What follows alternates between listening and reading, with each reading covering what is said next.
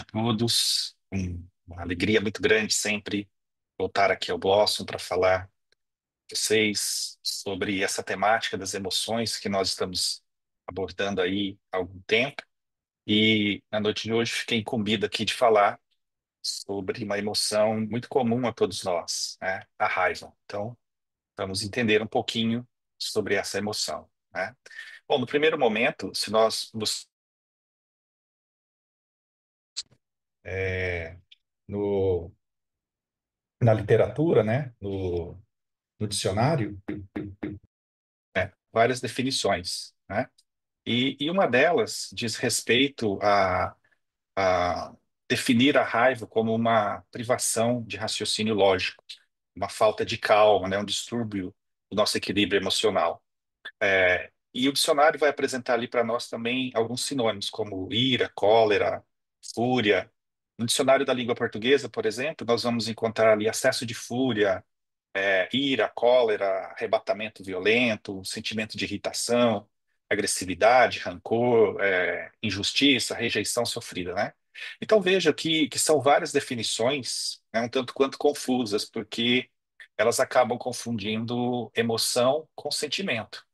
A raiva, ela é uma emoção, ela não é um sentimento, né? Então, a emoção, ela é algo espontâneo, né? O sentimento, ele é processado, né? Ele é pensado. Então, a raiva é uma emoção.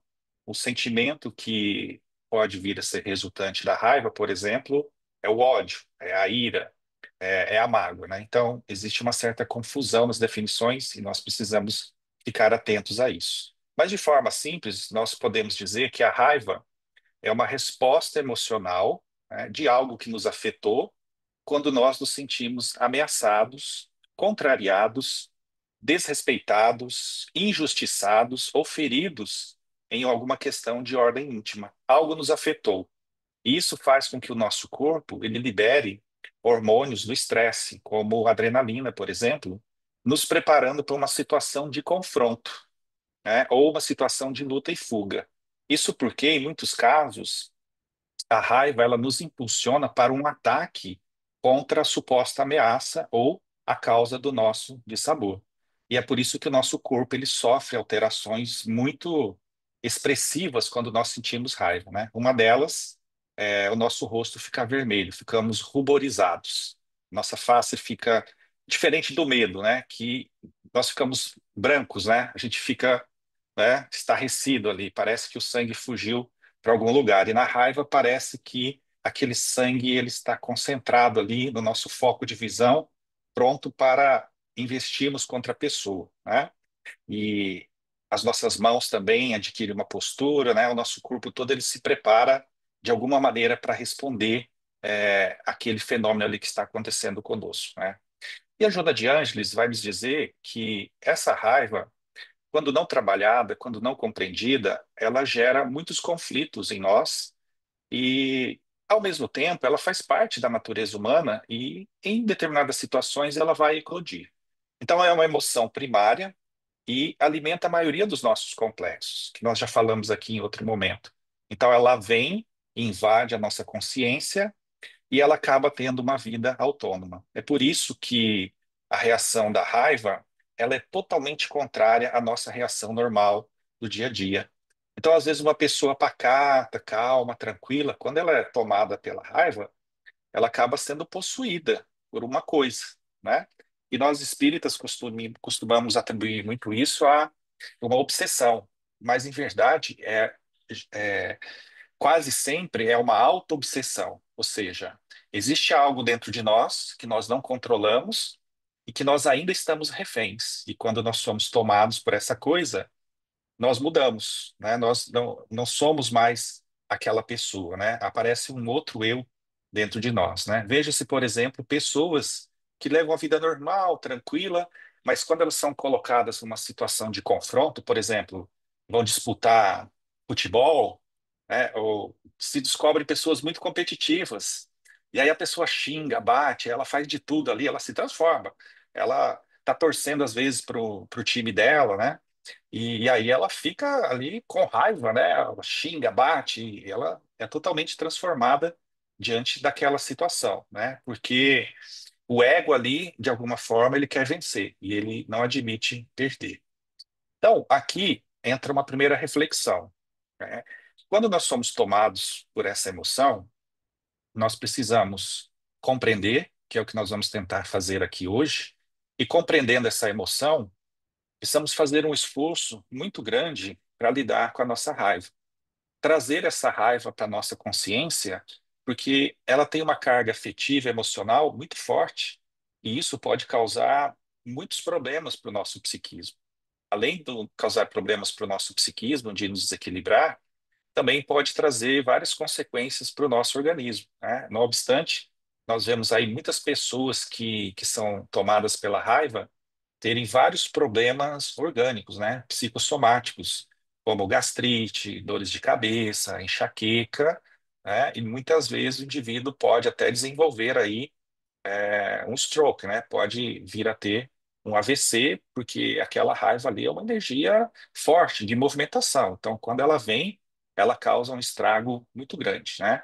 Alimentar a raiva a ponto dela se transformar num sentimento, que nós vamos comentar daqui a pouco, como a mágoa, e a mágoa evoluir para o ódio, e o ódio evoluir para a vingança, isso pode causar problemas terríveis, né? Não só ao nosso psiquismo, porque nós iremos vibrar numa faixa muito ruim, mas também para a nossa organização física. Bom, algumas perguntas que a gente precisa fazer, né? Você sente raiva, né? E aí todos vocês vão falar assim: ah, eu sinto, mas é uma raiva espírita, né?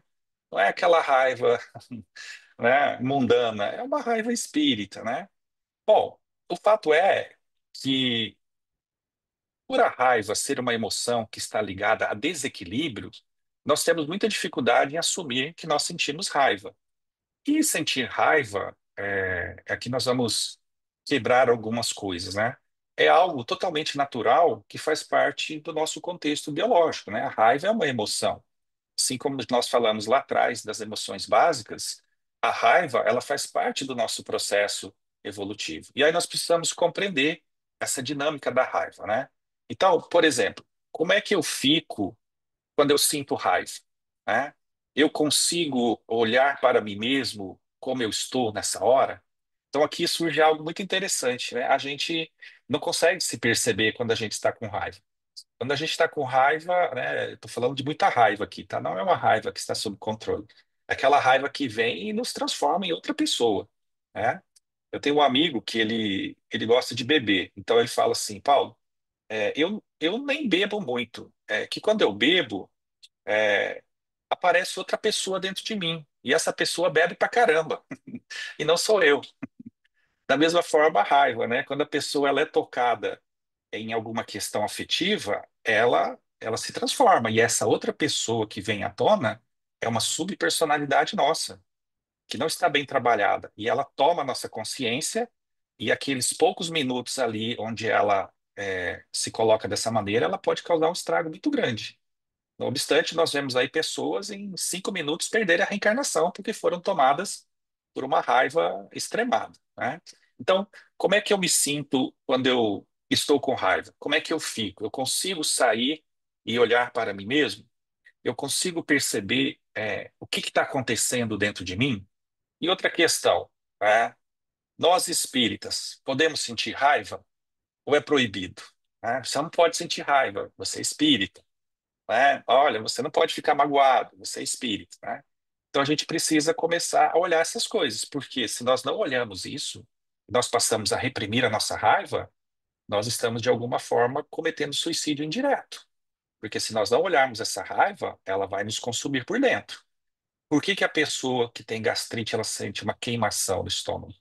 É a raiva que queima, né? Porque a pessoa que tem gastrite ali, alguns médicos vão dizer que não existe gastrite nervosa, né? Mas essa queimação que está ali dentro é algo que não foi digerido, é algo que eu não consigo trabalhar. Isso gera muita raiva. Isso, claro, pode afetar o meu fígado, pode afetar o meu pâncreas, o meu intestino. Eu posso ficar constipado, eu posso sofrer uma crise de rinite, de sinusite, eu posso ter enxaqueca. E são várias doenças aqui que se apresentam por conta da raiva, né? Então, nós espíritos podemos sentir raiva? E aqui entra essa questão da religião. A visão religiosa, ela nos induz a um comportamento de repressão. Ou seja, nós não podemos sentir raiva, né? A gente tem que manter uma postura ali meio que impoluta, né? De não nos contaminarmos, né? Que esse negócio de sentir raiva, né? Não é coisa do bem, não é coisa de Deus, algo do tipo. E aí nós passamos a reprimir, né? Essa emoção. E reprimir significa eu tirar da consciência aquilo que está presente dentro de mim. Isso é um movimento de defesa do ego. Então, eu começo a fingir que eu não sinto raiva, né? E aí, no dia a dia, essa raiva, ela pode se expressar por meio da violência, né? Seja a violência verbal, de xingamentos, né? Algo do tipo, ou até mesmo uma violência física, da pessoa partir para agressão. Então, nós somos tomados por um outro eu dentro de nós, como eu disse. E quando esse eu ele vem à tona, nós nos transformamos. É por isso que lá no capítulo 9 do Evangelho segundo o Espiritismo, bem-aventurados os mansos e pacíficos, lá no item 4, quando o Espírito Protetor vai falar sobre a cólera, ele diz isso, né? Se você pudesse se ver, né, nesses momentos, né, você ficaria ali surpreso, né, com o que pode te acontecer, né?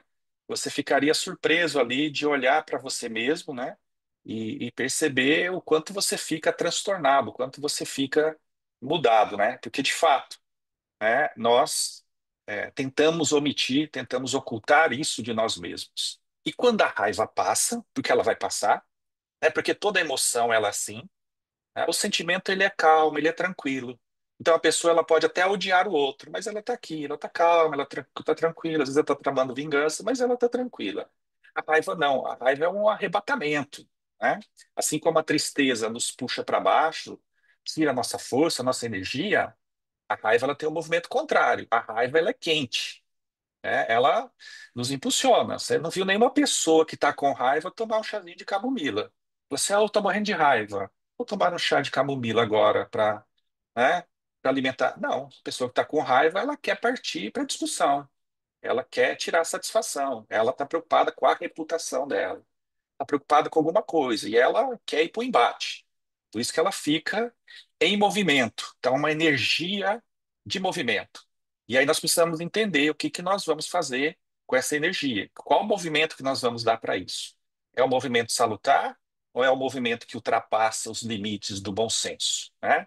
Então, quando a raiva passa, a gente olha e fala: Meu Deus, né? Perdi a cabeça. Me perdoa. Aí você já enfiou o dedo no olho da pessoa, né? Aí pedir perdão, a pessoa agora vai ter o direito de ficar chateada com você também, né? E aí pode gerar outro mecanismo em nós, de cairmos em culpa. E a gente ficar se culpando, se lamentando, não devia ter feito isso e tal. Daí a gente começa a atropelar as coisas também, né? E a ter outros movimentos. Mas vamos focar na raiva, né? O fato é que sentir raiva é algo que não é muito bom, né? Porque denota em nós inferioridade, descontrole, obsessão, né? Por isso que normalmente nós queremos omitir isso de nós. Nós queremos acreditar que nós somos pessoas muito boas, que não sentimos raiva. E aqui a gente precisa entender que nós podemos ser pessoas muito boas, mas que sentem raiva. Porque a raiva é uma emoção. A raiva, ela faz parte da nossa humanidade. Não dá para falar assim, olha, não, agora eu virei espírito, eu quero tirar a raiva da minha vida. Não vai rolar, não vai acontecer, tá?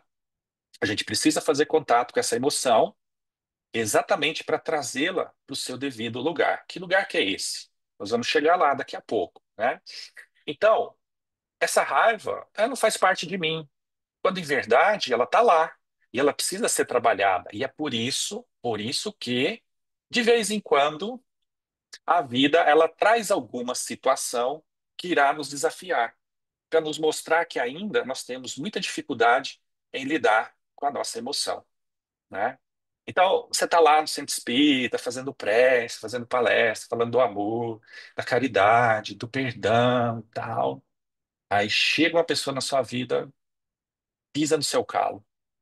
Aí vem a raiva. E aí o nosso ego ele entra em ação. Ele fala assim: mas você tá vendo? A pessoa é difícil. Mas você viu o que a pessoa fez? Não, mas essa pessoa aqui, olha, vou te falar, essa pessoa faz eu perder a minha paz, a minha tranquilidade, né? Então a gente não pode perder aquilo que não tem. E aí a gente começa a racionalizar e a terceirizar aqui a nossa raiva. Por quê? Porque a gente se coloca aqui na posição do alecrim dourado, né? Ah, eu não tenho raiva. Essa pessoa que é muito difícil. Ok, a pessoa até pode ser difícil, mas a vida trouxe essa pessoa, essa situação, um evento, né? Exatamente para que você possa olhar essa emoção que ainda não está bem trabalhada. E aí, fazendo contato com essa emoção, sendo tomado, sendo possuído por essa emoção, a gente vai colocá-la sob controle, tá? Porque a gente acha que tem sob controle, até a gente ser contrariado, até a gente ser desafiado, até a gente não conseguir controlar as pessoas, até a gente não conseguir controlar a vida, tá? A gente vai percebendo, poxa, né? Não sabia que tinha tanta raiva assim, né? Então veja, a raiva ela está presente ali. E quando a raiva chega, nós devemos prestar atenção, né? Ligar o nosso alerta para que ela não tome a nossa consciência. Porque se ela nos toma por completo, a situação já saiu do controle, né? Agora, se nós conseguirmos de alguma maneira mantê-la num nível saudável, e aí vocês vão se perguntar, qual que é o nível saudável da raiva, Paulo? É não matar a pessoa? Já é um bom começo, tá? Então, antigamente, alguns séculos atrás, a gente ficava com raiva das pessoas, a gente mandava chicotear, mandava matar, envenenava a água dela, envenenava a comida. Enfim, a gente fazia algumas coisas aí não muito cristãs, né? Mas agora a gente já está um pouquinho melhor, já está mais consciente, a gente vai ali dominando essas emoções, vai percebendo, e no ímpeto de querer fazer algo além daquilo que nós sabemos ser o normal, a gente vai colocando ali um controle, a gente começa a se controlar um pouquinho mais. Aí a gente traz para o nível saudável. E muitas vezes, por conta da raiva de algumas situações da nossa vida, por exemplo, do nosso emprego, da nossa situação amorosa, outros conflitos, é que nós temos disposição para mudar a nossa vida. Então, veja, já estou introduzindo aqui uma função divina da raiva para nós. A raiva, ela não é algo ruim se nós soubermos utilizá-la da forma conveniente. Então, é uma energia que, se canalizada, ela vai se refletir em benefícios para o indivíduo, né? E aqui nós precisamos colocar um novo olhar para a raiva, né? Existe uma escritora espírita chamada Senira Pinto, e ela tem uma frase que eu acho sensacional. Ela diz assim: obstáculos são convites à superação. Então, vamos encarar a raiva como algo que significa obstáculo, né? Então imagina o seguinte, a gente quer ir para um lugar, tem um obstáculo, você não consegue passar, aí vem a raiva. Pô, mas que raiva desse negócio, que essa coisa está fazendo aqui? Então a raiva nos impulsiona a superar aquele obstáculo, a buscar uma maneira de romper aquilo ali que está atrapalhando o nosso objetivo. Então a raiva bem direcionada, a raiva instintiva, a raiva que está a serviço do self, do espírito imortal, ela tem uma função divina, que é exatamente essa, de ruptura com situações que não nos favorecem, de ruptura com situações que não estão nos fazendo bem, de ruptura com coisas que são injustas. E aí nós vamos usar nossa raiva para nos movimentarmos no sentido de quebrar esses obstáculos, de romper esses obstáculos. Então nós não precisamos sentir vergonha, perdão, não precisamos sentir vergonha de possuir essa emoção, porque ela faz parte da nossa essência. Nós só precisamos aprender a senti-la em níveis adequados para não nos desequilibrarmos, né? E aí a Joana, no livro Autodescobrimento, uma busca interior, ela vai dizer assim: ninguém precisa ter vergonha ou ficar conflitado por ser vítima da raiva, que é um fenômeno perfeitamente normal dentro da nossa humanidade. E ela diz assim: precisamos apenas evitar o escamoteamento dela pela dissimulação, ou seja, fingir que nós não estamos com raiva, né? Isso é pernicioso, porque nós estamos reprimindo a raiva. E toda vez que nós reprimimos a raiva, ela vai ganhando volume, ela vai ganhando volume, ela vai ganhando volume, né? Então, um dia, o seu marido, ele sai do banho e ele joga a toalha molhada em cima da cama. E o que que você faz? Você vai lá e pega a panela e dá na cabeça dele. Meu Deus! é a milésima vez que eu falo pra você não jogar toalha em cima da cama, não sei o que. Tá, tá. Tá." Ele vai olhar e fala assim: Meu Deus do céu, essa mulher enlouqueceu. Deve ser esse centro espírita aí. Tá deixando ela doida, né? Mas por quê? Porque você foi, ele fez uma vez, ele fez duas, teve um negocinho lá, você não falou, você foi segurando a raiva, tal, não sei o quê, tá?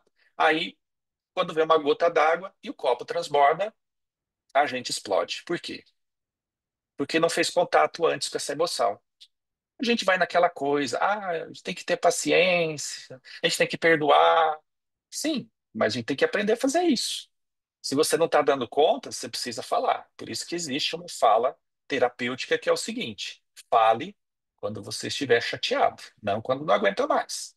Porque senão acontece isso, né? Acontece uma coisa muito pequena e a gente explode. Daí você vai ser internado. Ó, essa pessoa precisa de tratamento para raiva. Não, ela precisa apenas aprender a lidar melhor com essa emoção que foi sendo reprimida, reprimida, reprimida, e uma hora ela eclodiu muito forte. E quando ela eclode muito forte, ela causa um dano, né? E aí você vai ter que parar tudo que você está fazendo, pegar o seu marido, fazer um curativo nele, levar para o ER, né? Enfim, aí, olha o trabalho que vai te dar, né? Aí você vai ter que aguentar a semana inteira ele reclamando, te chamando de louca, ou algo do tipo, né? Enfim, é só problema pra gente, né? Então o que a Joana fala é assim: não escamoteie a raiva, perceba, não reprima, né? Não fique ali se sentindo mal também por sentir a raiva. Lembre-se da sua humanidade.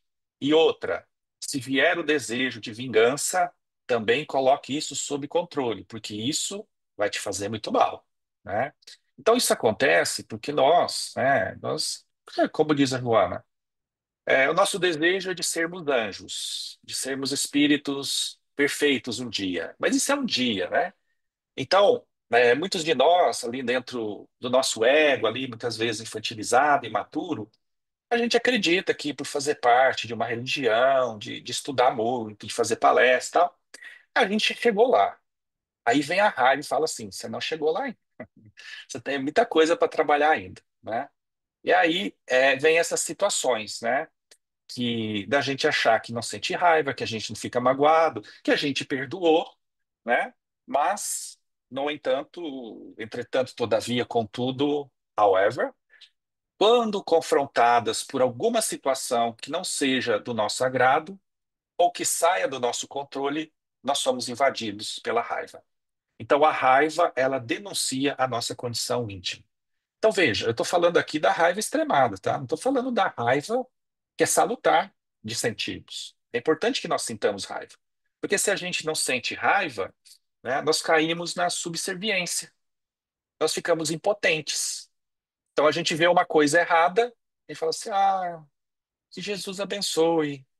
Não, mas a vida está te pedindo movimento, né? A vida está te pedindo ação. Então, você vê uma pessoa batendo em outra na rua, espancando uma pessoa. Você, deve ser o karma dela, né? Que Jesus abençoe. Não, né? Então, se a gente vê um homem agredindo uma mulher, a gente tem que tomar alguma medida. Falou assim, olha, isso não dá. A gente tem que ser tomado pela raiva nessa hora. Então, aqui a raiva, ela vai para o nível de indignação. Eu preciso me indignar com as coisas erradas. O que está escrito no livro dos Espíritos? Por que que o mal prospera? E os espíritos respondem: é que os bons são muito tímidos. Então a gente está sempre ali, né, mas é caridade. Cadê aquela raiva da indignação? Cadê aquela raiva da gente se colocar contra as coisas equivocadas? Não é violência. Olha, não concordo, isso aqui está errado. Precisamos mudar isso, né? E a gente vai aprendendo a lidar com isso, até com o nosso familiar. Olha, Akemi, não estou contra você, mas o que você fez está errado. Aqui tem raiva, mas é uma raiva boa, é uma raiva espírita, né? Onde eu me posiciono, eu estou indignado, tá errado, mas eu não estou contra a pessoa. É diferente. Quando eu estou contra a pessoa, eu estou no limite da vingança. Eu estou com raiva da pessoa. E nós não podemos ter raiva da pessoa, porque todo mundo erra. A gente erra, né? Por isso que Jesus fala: não julgueis, senão você vai ser medido pela mesma régua. Então, eu vou me indignar, eu vou me colocar contra o que a pessoa fez. O que você fez está errado. Mas eu não estou contra você, que todo mundo é. E eu vou te ajudar a reparar isso aqui. Aí nós estamos num acordo muito bom com essa questão dentro de nós, né?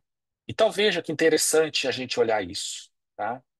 Nós não queremos sentir raiva, nós queremos esconder, disfarçar, fazer de conta que aquilo não é nosso, que foi o outro, né?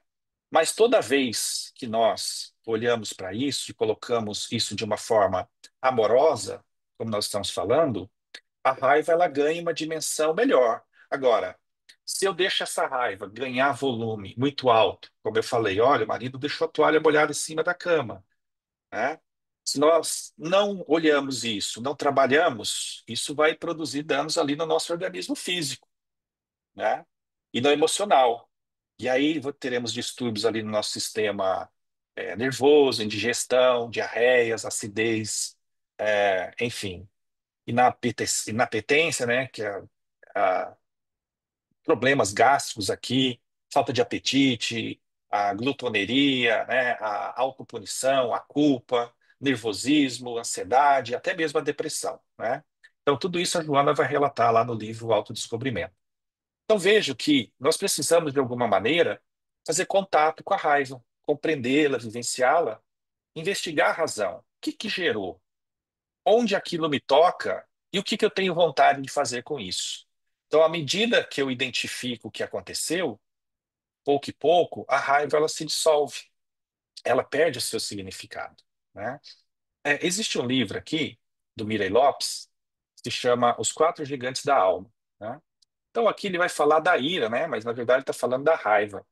Então, ele vai trazer aqui coisas muito interessantes. Ele vai falar assim: olha, existem algumas facetas que se manifestam nas pessoas que aparentemente parece uma coisa, mas quando a gente vai olhar, tem raiva por trás.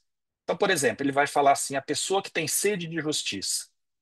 Então, ele vai dizer assim: olha, muitas vezes a pessoa que está cheia de raiva ela acaba tentando justificar aquela raiva interna em atitude justiceira, né? E os excessos de vingança ali eles tomam o nome de atos reparadores.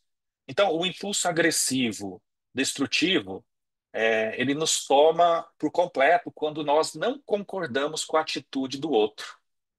Quando alguém faz alguma coisa, quando alguém fala alguma coisa, né? E aí isso pode ter vários contextos. Pode ser no contexto religioso, familiar, pessoal, de trabalho, político, de futebol. Então a pessoa fala, tem um discurso, a gente não concorda. A gente acha que a pessoa está errada, porque a nossa maneira de enxergar o mundo é a única verdadeira. E a gente quer fazer justiça, a gente quer colocar aquela pessoa no lugar, a pretexto de virtude. Então Mirei Lopes vai falar assim: olha, nós somos tomados pelo ódio, pelo desejo de vingança, e a gente chama isso de justiça. E a gente engana a nós mesmos, fazendo-nos crer que nós estamos servindo a uma causa muito nobre, né? O Freud vai chamar isso de falso altruísmo.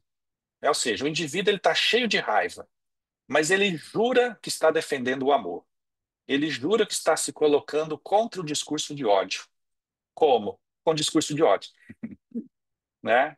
Falando mal do outro, destruindo o outro, não entendendo como que aquilo deixa essa pessoa tão irritada, né? Tão possuída por alguma coisa. Então, o que que ela faz? Para combater a coisa equivocada que ela julga, ela xinga, ela usa de violência física, moral, a pretexto de estar defendendo algo grandioso, quando na verdade é apenas alguém desequilibrado e muitas vezes hipócrita, né?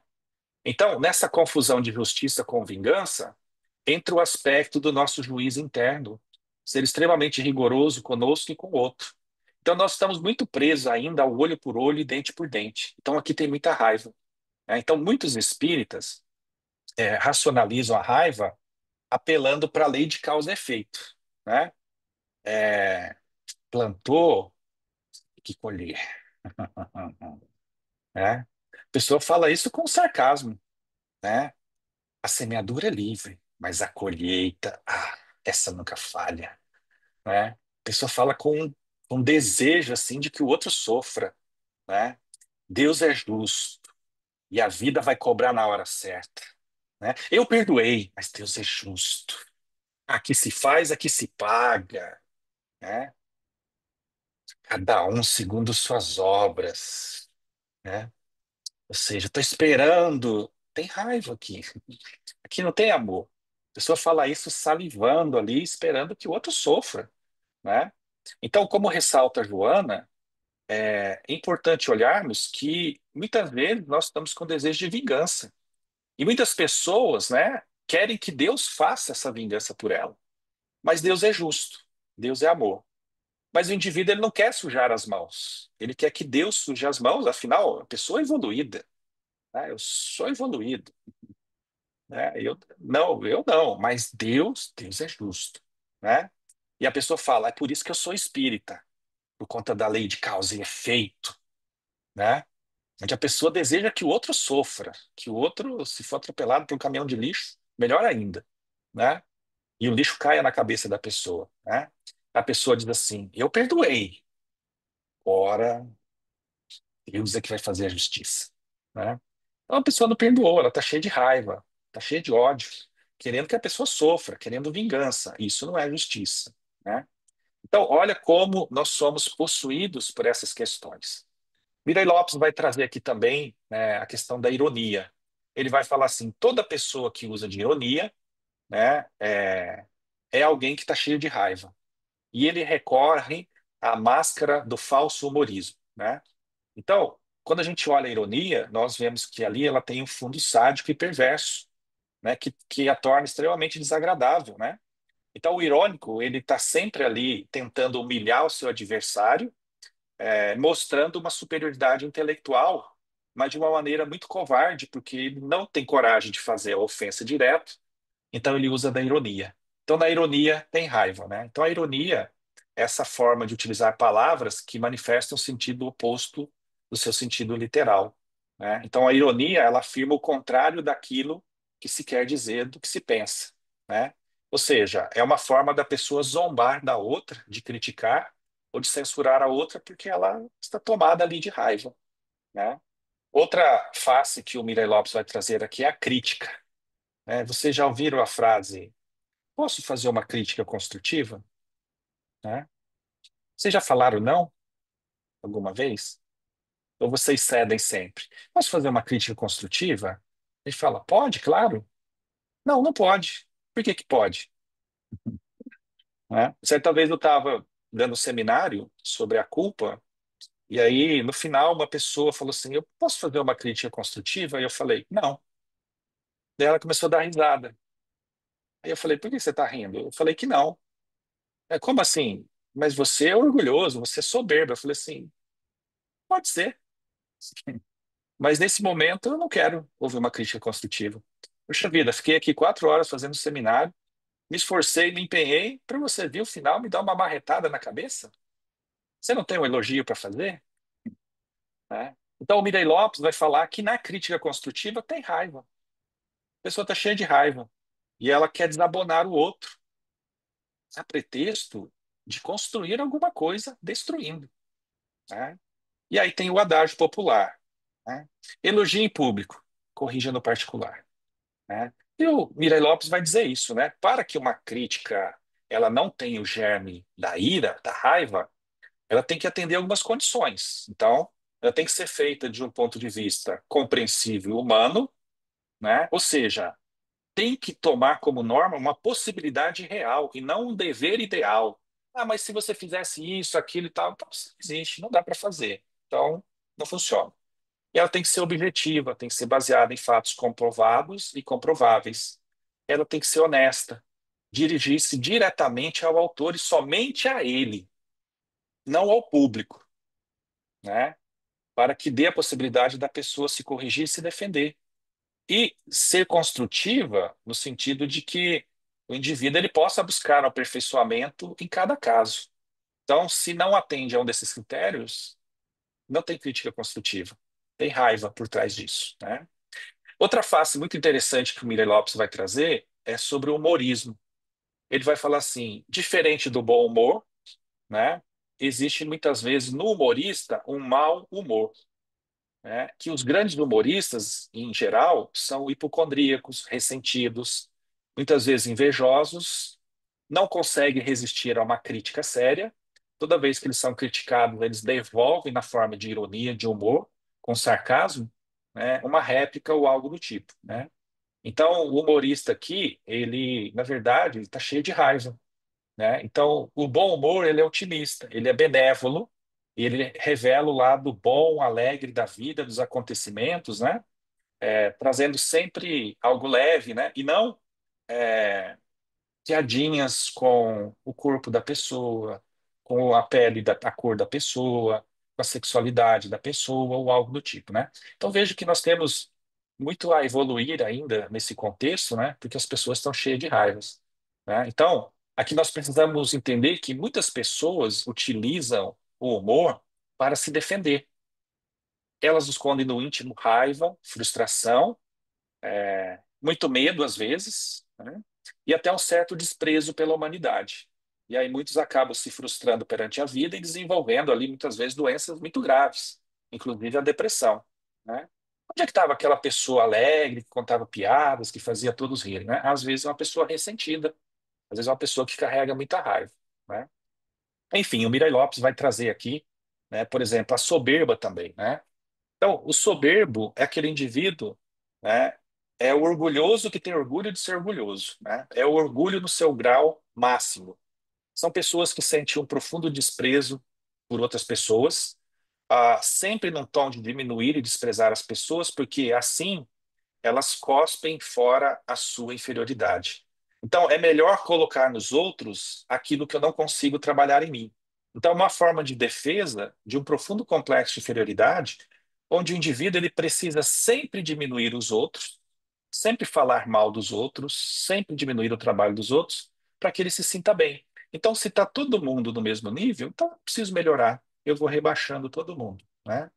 E aí ele continua preso no seu complexo, sendo odiado e evitado por todos que lhe comunguem a presença, né? E outra faceta muito interessante aqui que o Mirai Lopes traz é a raiva que esconde o medo.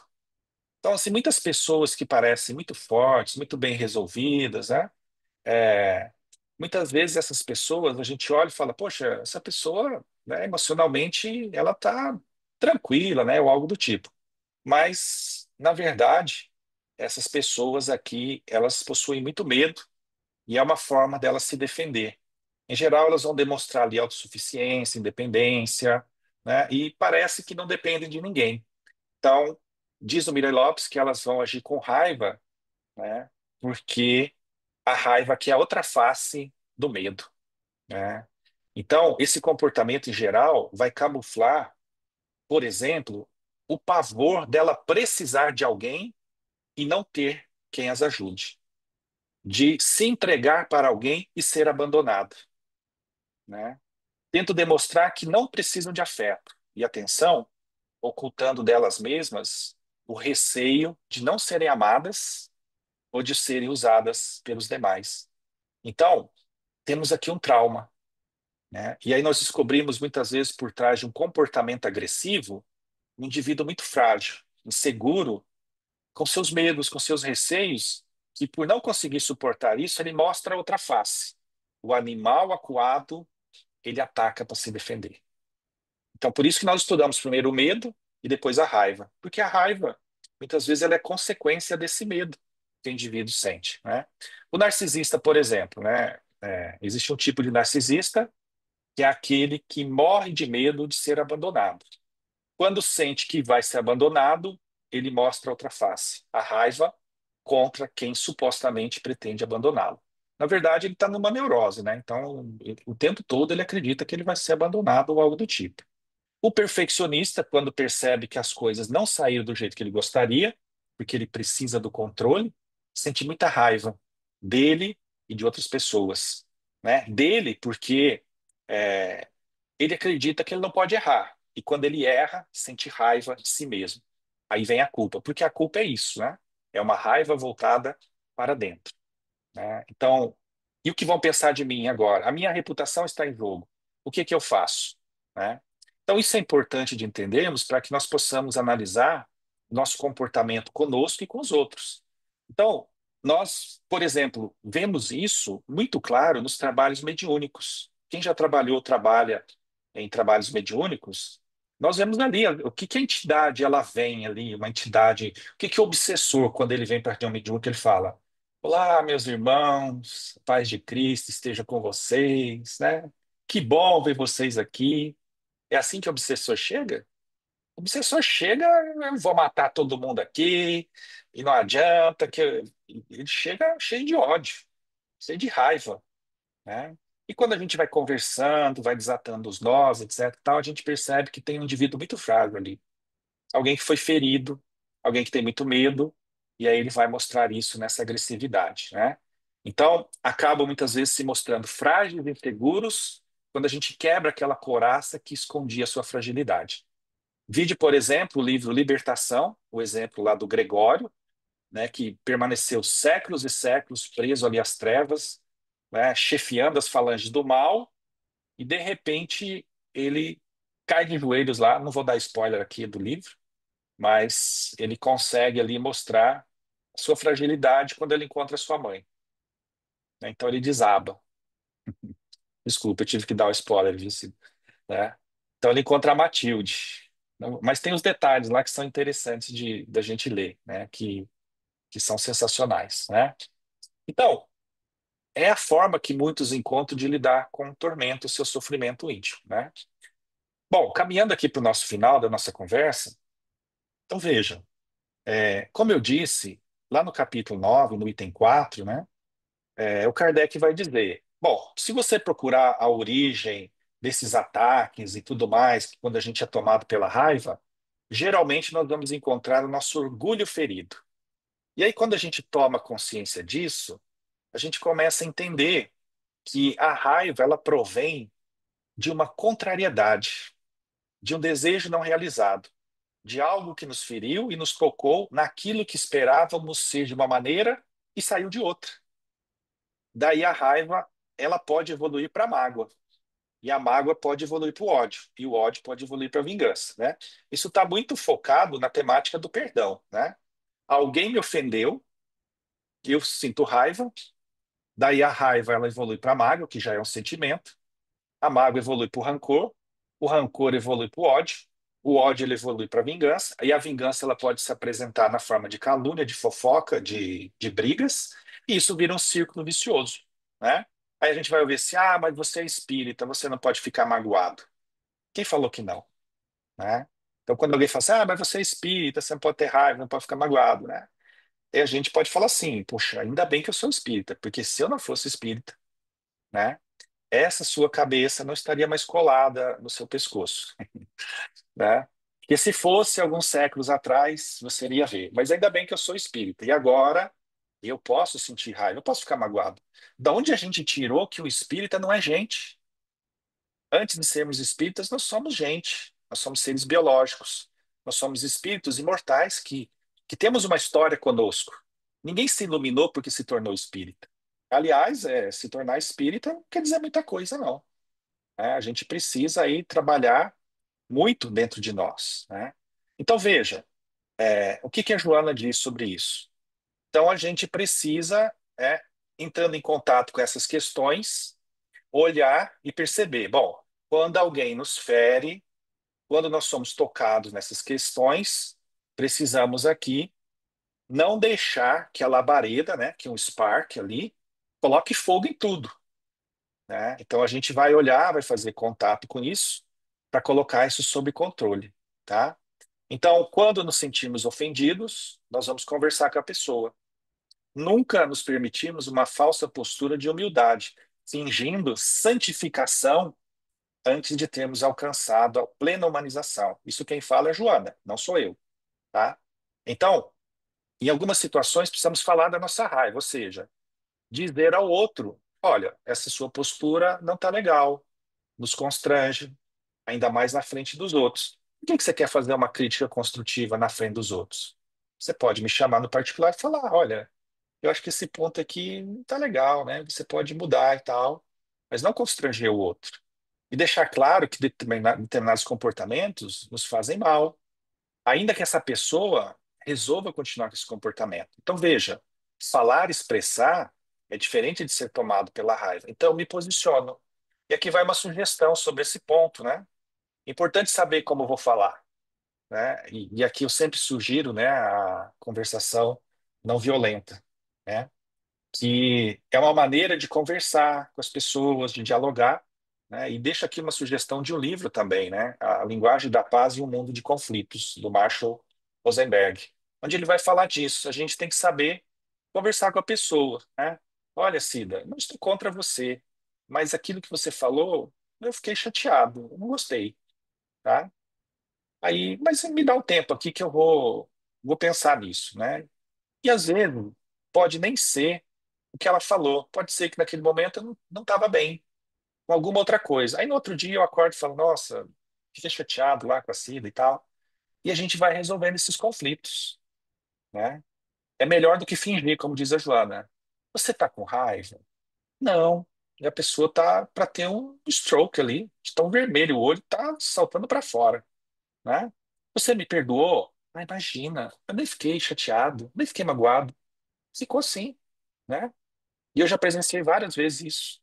A pessoa tá lá no centro espírita e tal, ela chama a gente no canto e fala, ai, tô muito triste com a pessoa fez isso e tal, não sei o quê. Nunca esperava isso dela. Pessoa espírita, né? É a fofoca espírita também, né? Que a gente pode fazer fofoca. Quando é fofoca espírita, aí tem um desconto. É, aí a pessoa chega e fala assim, ah, eu queria te pedir perdão, desculpa, porque ali você ficou magoada? A pessoa, não, imagina. Aí você olha e fala, mas você acabou de confessar que tá ali magoada com a pessoa, né? Como é que pode um negócio desse? Né? Então a gente tem que ser honesto, a gente tem que ter essa dignidade com a gente mesmo, né? De olhar para essas coisas, né?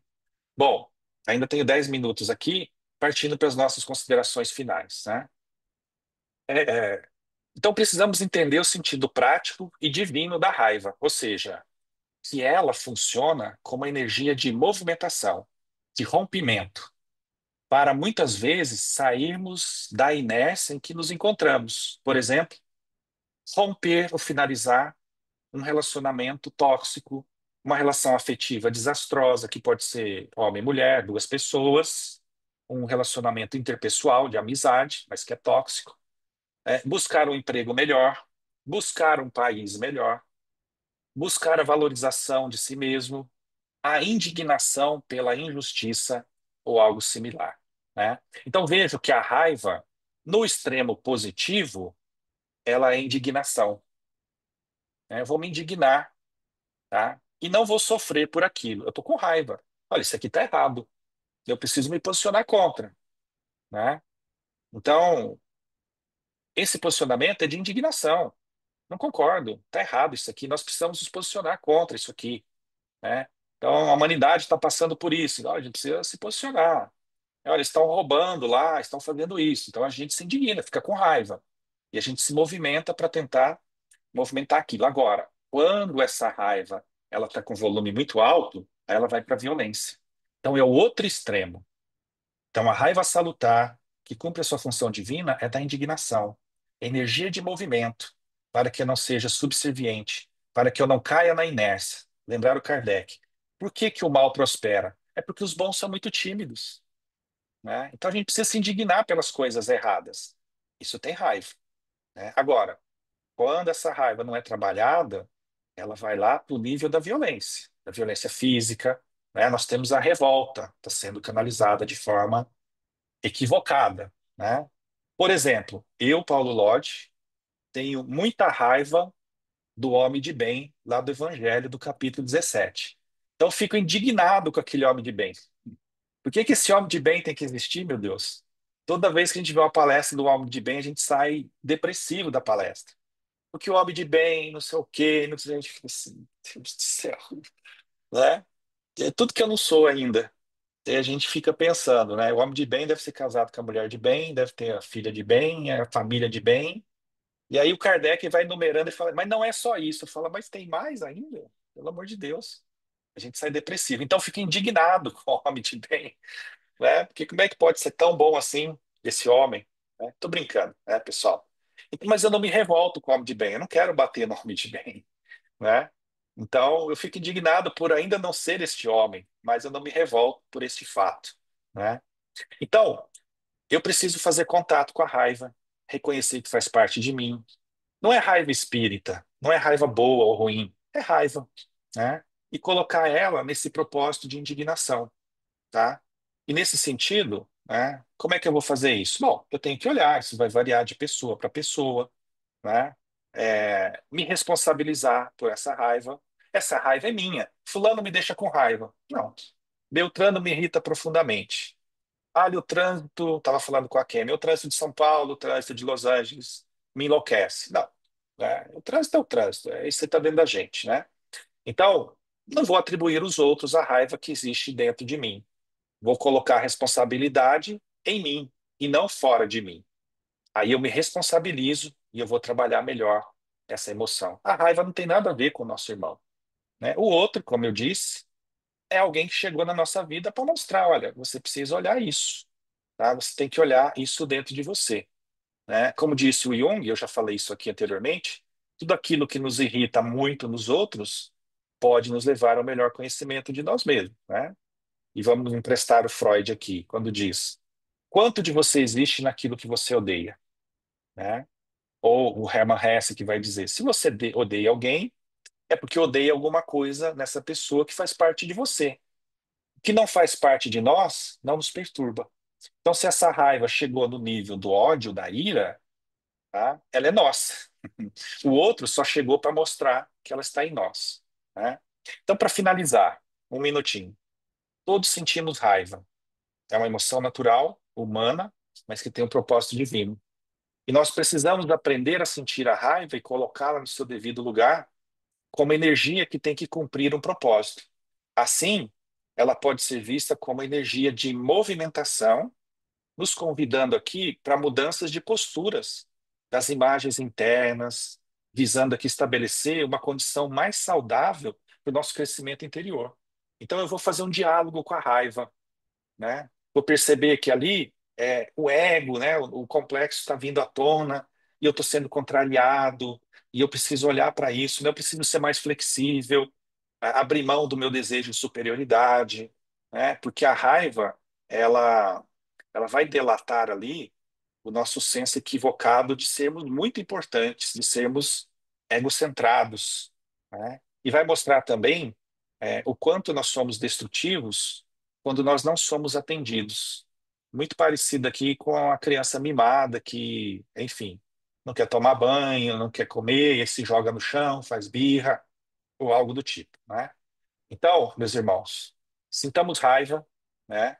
Mas uma raiva boa, uma raiva equilibrada no sentido da indignação, que é importante para o nosso crescimento. Vou finalizar aqui minha fala de hoje, agradecendo aí pela paciência e atenção de todos vocês. Muito obrigado. Que Jesus nos abençoe. Obrigada, Paulo. Excelente reflexão. Então, nós vamos pedir para a Cida fazer as perguntinhas. Por favor, Cida, você tem ela com você. Sim, ô Paulo, temos algumas perguntinhas. Eu vou te fazer uma aqui, ó.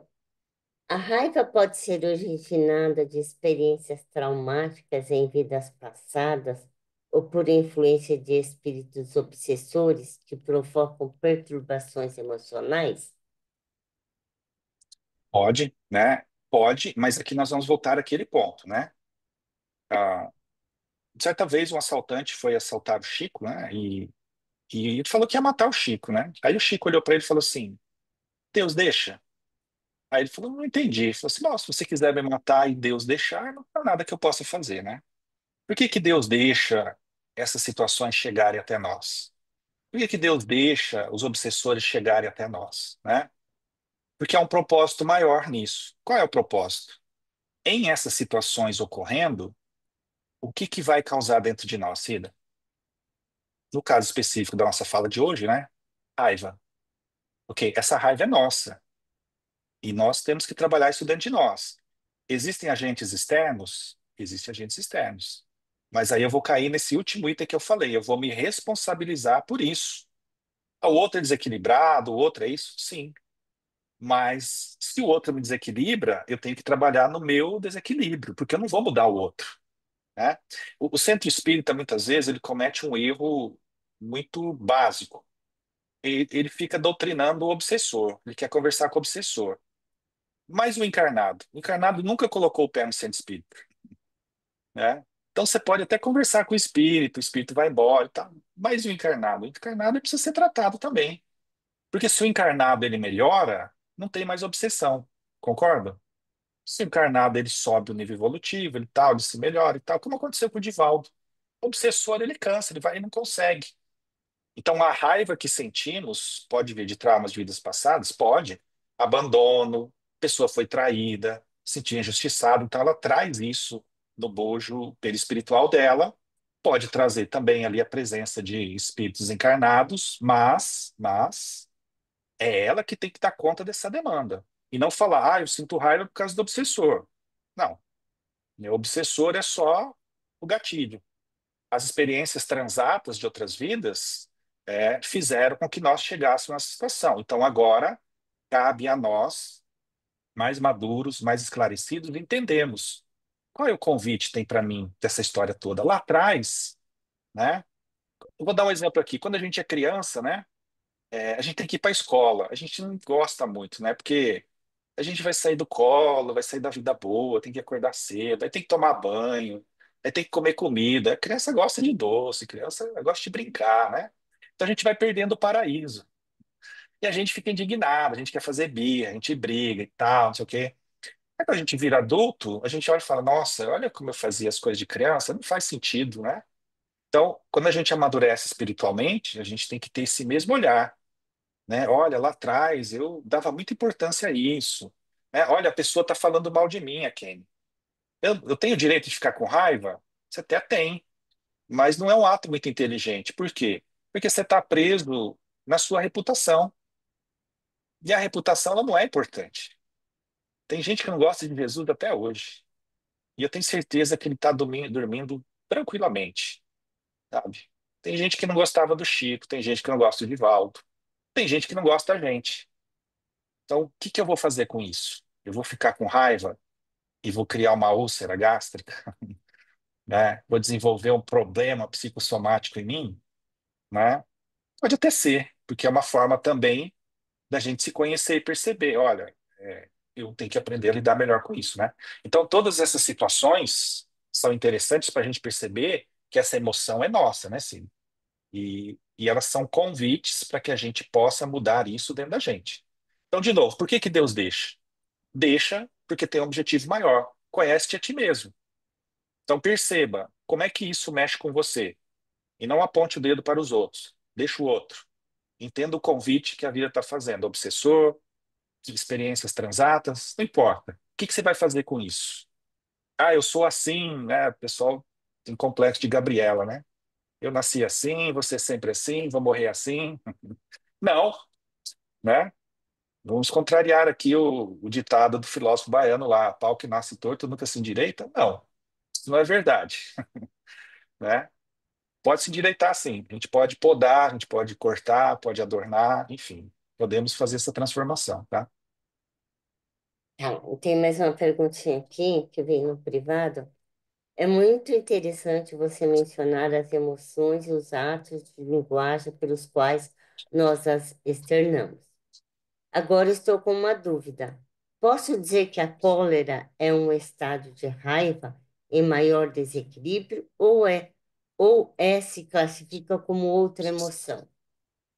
Não, perfeito. A raiva, a cólera é a ira, né? Então a cólera é a raiva extremada. Exatamente isso, né? Seu raciocínio está correto. Por isso que lá no Evangelho, capítulo 9 é colocado a cólera, né? E o Miller Lopes vai chamar de ira aqui no seu livro Os Quatro Gigantes da Alma, né? Então, ele vai fazer uma mistura aqui de emoções e sentimentos, né? Ele vai falar do medo, a ira, o amor e o dever, mas a gente entende o que que ele está falando. Então, raciocínio aí está certo. A cólera é a raiva extremada, tá? Tá legal. Mais uma perguntinha. É, Deixa eu ver aqui. A raiva excessiva pode gerar sentimentos de amargura, ressentimento e vingança, dificultando o indivíduo na sua evolução espiritual? Sem dúvida. né? Essa é a consequência, como eu disse. Se a gente não olha para a nossa raiva, ela vira mágoa. E a mágoa, ela vira rancor. Então, veja que é uma gradação de emoção para sentimento. E aí o rancor, ele vira ódio. E o ódio, ele é frio, né? Veja que a raiva, ela é quente.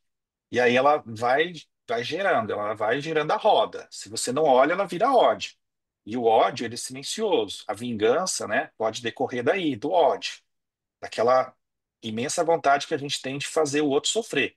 Aí vem a vingança. E essa vingança, ela pode se expressar de várias maneiras, né? Na maledicência, na fofoca, na intriga, na calúnia, né? E, enfim, e vários outros tipos aí de fazer a pessoa perder o emprego, enfim. Os romances espíritas são muito ricos aí nesses processos de vingança que a pessoa tem. No livro Há 2000 anos lá, né? Nós vamos encontrar lá a Lívia sendo colocada numa situação de traição, enfim, né? Então a vingança aí, ela ocorre de várias maneiras. E claro, guardar essas emoções, esses sentimentos, gera muito mal, como a própria Joana vai dizer, né? Porque o ressentido, ele está o tempo todo sofrendo, né?